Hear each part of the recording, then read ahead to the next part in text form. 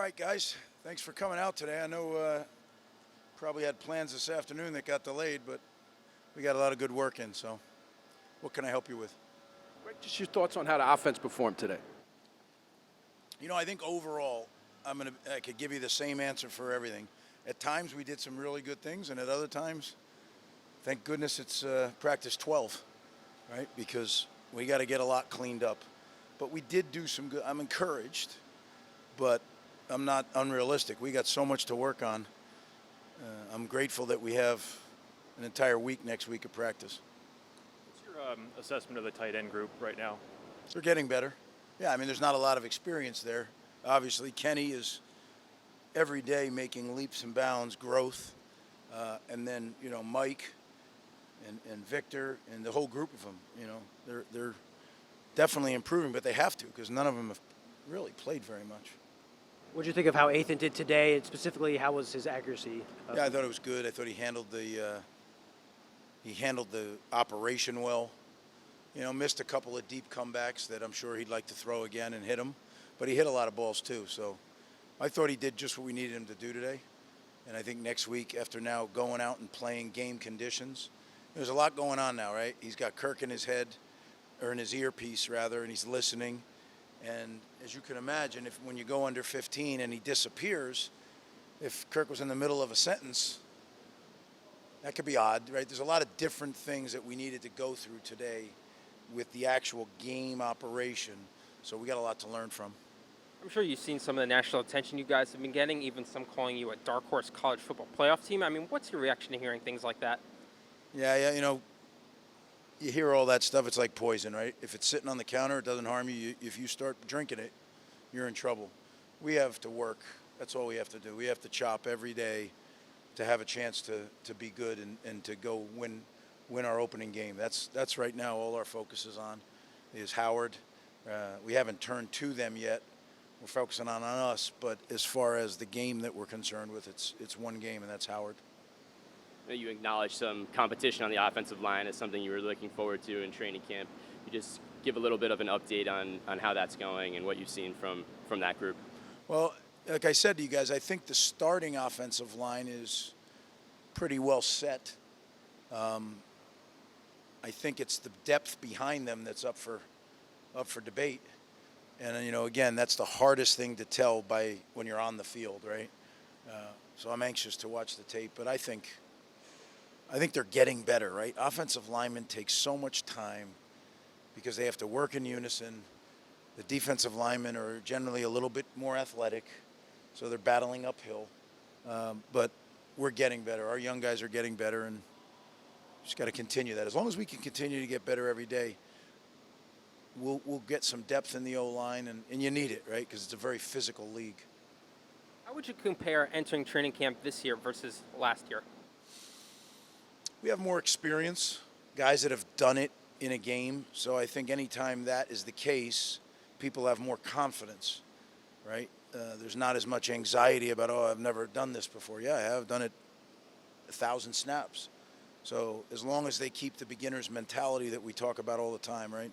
Taking great notes, studying your notes, asking questions, enacting perfection behind when you're not in, all those things that we do to try and continually get better and better. As long as they'll continue to do that, they'll start stacking experiences, and that's when you get to be really good because you know what, I've seen this before, and I know what it's going to happen right now, and as long as you anticipate that, you'll be a half a click faster.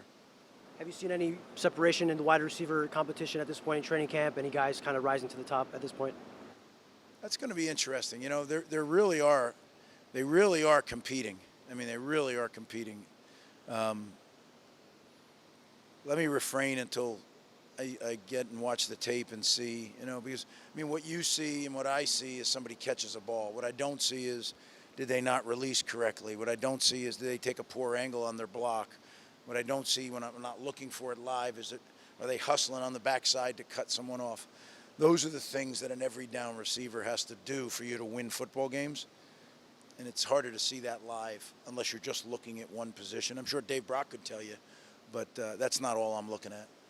Greg, you got a few third-year linebackers in there getting some reps, Moses Walker and Dario. How are those guys faring, and what kind of role do you see them playing?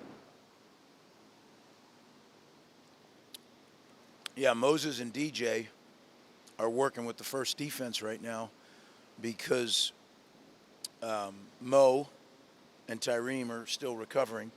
So that experience, I think, to them is invaluable, right? They're working with the first unit. And we're going to play a lot of guys, so it's great work for them. They're getting better. You know, so is Abram Wright getting better. Timmy Heinz-Peters getting, I mean, there's a bunch of guys that are getting better because they're getting these valuable reps. I know you touched on the in-helmet communication as something you guys worked on today. How about just the sideline preparation with the new tablets and being able to break down film live and in the moment? Yeah, it's incredible. I was laughing with the officials. First off, the coach-player communication, we've been using it all camp, but there's a 15-second cutoff. And now what we'll do after this week is start doing the 15-second cutoff in practice, because you think you're talking to somebody and you're not, right? If you're not aware of the clock. The tablets are insane, right? I remember I said to the official, when I started coaching, at the end of the season in January, when the full-time coaches were out recruiting, the GAs did something called cut-ups. And it was actual 16-millimeter film, and you snipped it with a scissor, and you put a piece of tape, and you hung it on a board. All the 16 Power O's went on one board, all the cover twos, and then you made a reel of them. You took them all, you put them together, you spliced them, and then there was one reel of all the cover twos from the year. Then we got this digital stuff, and you can do it on your computer and make a cut-up. Now you do it in real time. So the coaches can actually mark a play on the iPad and flag it. So when we get to the sideline, give me all the flagged plays, and you get the 6 plays you flagged live, and you're watching them live. So we went from what used to take, off-season studies to put together to doing it from when the series is over until the guys get a Gatorade, and you at least got the plays you got to see. It's been some shift over the years, right? Live and learn. Got to grow with the times. Thank you, guys.